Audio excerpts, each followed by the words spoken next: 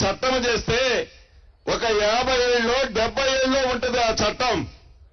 కానీ 2020 భూ చట్టం ఏదైతే ఉందో 3 సంవత్సరాలే, అంటే 3 సంవత్సరాలే, 3 నాళ్ల ముచ్చటగానే ఆ చట్టం ముగిసింది. అంటే ఆ చట్టం మీద ప్రజలకి ఎంత ఇసికి వేసారాయో మనం గ్రహించవచ్చు.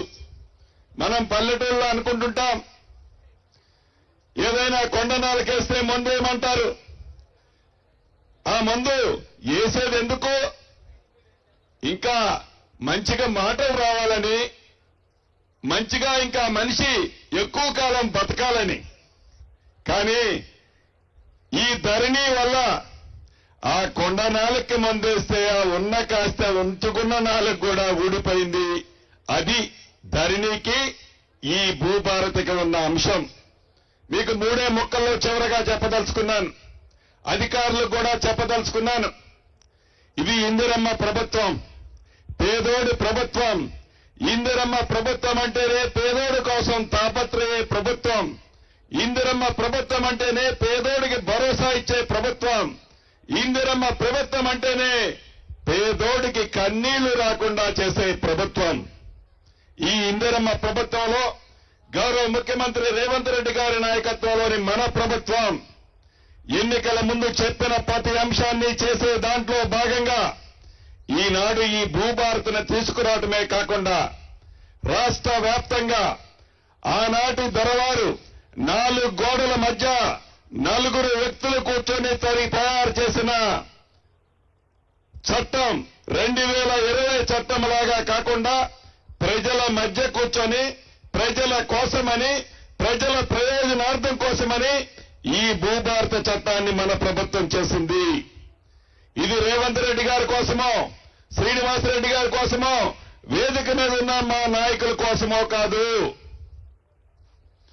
ఆనాడు ధరణితో ఆ ప్రభుత్వంలో కూడా నష్టపోయిన వాళ్ళు 5-10 మంది శాసనసభ్యులు ఉన్నారు, ఎమ్మెల్యేలు ఉన్నారు, మాజీ మంత్రులు, ఎమ్మెల్సీలు ఉన్నారు.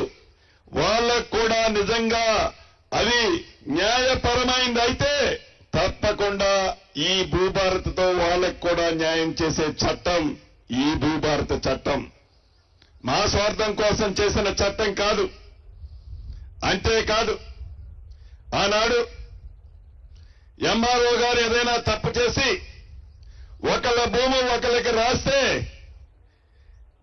ఆ సొంత భూమి ఉన్న ఆసామి ఎవరికి చెప్పుకోవాలన్న స్థానం లేదు. కానీ ఈ భూభారత చట్టంలో ఎంఆర్ఓ గారు గనుక తప్పు చేస్తే ఆర్డీఓ గారు తప్పు చేస్తే అడిషనల్ కలెక్టర్ గారికి చెప్పుకోవచ్చు. ఆర్డీఓ గారు తప్పు చేస్తే అడిషనల్ కలెక్టర్ గారికి చెప్పుకోవచ్చు. అడిషనల్ కలెక్టర్ గారు తప్పు చేస్తే కలెక్టర్ గారికి, అదే రకంగా ట్రిబ్యునల్స్ వేస్తున్నాము. ప్రతి మండలానికి, ప్రతి జిల్లాకి కాకుండా ఉమ్మడి జిల్లాకా ఏంటి అనేది చూస్తున్నాము. ట్రిబ్యునల్స్ వేస్తున్నాము. ఆ ట్రిబ్యునల్స్ లో కలెక్టర్ తప్పు చేస్తే సిసిఎల్ఐ గారికి, ట్రిబ్యునల్ కి చెప్పుకోవచ్చు. సిసిఎల్ఐ తప్పు చేస్తే ట్రిబ్యునల్ కి చెప్పుకోవచ్చు. అంటే ఒక దగ్గర నాకు న్యాయం జరగలేదని ఏ రైతన్నన్నా, ఏ భూమి ఉన్న ఆసామైనా ఏదైతే బాధపడాల్సిన పని లేదు.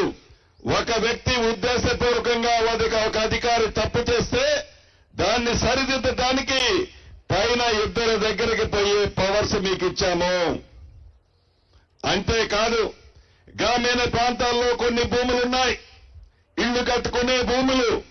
ఆ భూములకి ఇళ్ళైతే ఉన్నాయి, దానికి డాక్యుమెంట్ లేదు. అటువంటి అబాధీ భూములకు కూడా, అంటే ఇల్లు కట్టుకుని పెరళ్లతో సహా ఉన్న భూములకి టైటిల్ లేదు. అటువంటి భూములను అబాధీ భూములు అంటాము, శిఖమ భూములు అంటాము. వాటికి కూడా డాక్యుమెంట్ ఇచ్చే కార్యక్రమాన్ని ఈ భూభారతిలో పెట్టుకున్నాము. అంతేకాదు, భవిష్యత్తులో రాబోయే రోజుల్లో ఎవరైనా భూమి అమ్ముకొని భూమి కొనుక్కునే వాళ్ళు రిజిస్ట్రేషన్ చేసుకోవాలి అంటే సరిహద్దులతో ఉన్న మ్యాపును పెట్టి రిజిస్ట్రేషన్ చేసుకునే అవకాశాన్ని కల్పించాము. ఎందుకంటే భవిష్యత్తులో కష్టపడి సంపాదించిన ఆస్తి పంచాయతీల పాలు కావద్దు అన్నది ఈ భూభారత యొక్క ముఖ్య ఉద్దేశము. అంతేకాదు అమ్మకుండా ఉన్నా నా భూమికి సరిహద్దులతో నేను మ్యాప్ ఇస్తాను, ఆ మ్యాప్ని అప్రూవ్ చేయండి అని ఏ రైతన్నన్నా అడిగితే దాన్ని కూడా అప్రూవ్ చేపిస్తాము. అంతేకాదు ఈనాడు సర్వేలు లేక చాలా ప్రాంతాల్లో ఇబ్బంది పడుతున్నారు.